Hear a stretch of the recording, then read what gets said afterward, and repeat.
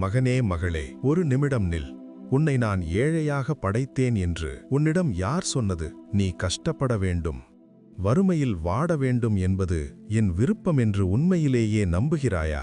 இன்று ஒரு ரகசியத்தை உடைக்கப் போகிறேன். இதைக் கேட்டால் உன் வாழ்க்கை மாறும். ஆதாமை நான் 6ஆம் நாள் படைத்தேன். ஆனால் அவன் கண் விழித்து பார்ப்பதற்கு முன்பே அவனுக்கு தேவையான அனைத்தையும் நான் தயார் செய்துவிட்டேன்.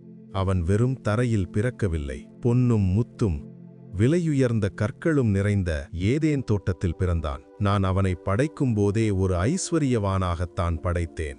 அவனுக்கு தேவையான உணவு, செல்வம் என அனைத்தையும் அவன் கேட்பதற்கு முன்பே கொடுத்துவிட்டேன். நீயும் அப்படியே படைக்கப்பட்டாய். நீ ஆவி, ஆத்துமா, சரீரம் என மூன்றிலும் செழிப்பாக இருக்க வேண்டும் என்பதே என் ஆசை. தரித்திரம் என்பது என் ஆசீர்வாதம் அல்ல. என் பிள்ளைகள் பூமியை ஆள வேண்டும் என்றுதான் நான் ஆசீர்வதித்தேன். நீ பிச்சை எடுப்பவனாக அல்ல, கொடுப்பவனாக இருக்க வேண்டும் என்பதே என் திட்டம். ஆதாம் எங்கே அந்த செல்வத்தை தொலைத்தான் தெரியுமா? அவன் தன் அதிகாரத்தை இழந்தபோது எல்லாம் போனது. ஆனால் அதை மீண்டும் உனக்கு கொடுக்க நான் வந்தேன்.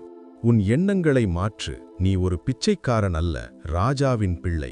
இந்த வீடியோவை மீண்டும் ஒருமுறை கேள். ஒவ்வொரு வார்த்தையிலும் உனக்கான பொருளாதார விடுதலையின் சாவி இருக்கிறது. நீ எதை நம்புகிறாயோ அதுவே உனக்கு நடக்கும். உன் வறுமையை ஒழிக்கும் அந்த ஒரு முக்கியமான செயல் என்ன தெரியுமா? அதை செய்யத் தவறினால் ஆசீர்வாதம் உன் கதவை தட்டாது.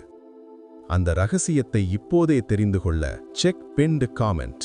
இந்த சத்தியம் உன்னை விடுதலையாக்கும். இப்போதே சப்ஸ்கிரைப் மற்றும் லைக் செய்து என்னுடைய சத்திய வார்த்தையை தினமும் அறிந்து கொள்ளுங்கள். பிதா குமாரனின் சத்திய வார்த்தை உங்களை விடுதலையாக்கும். நீங்கள் அனைத்திலும் வெற்றி பெறுவீர்கள்.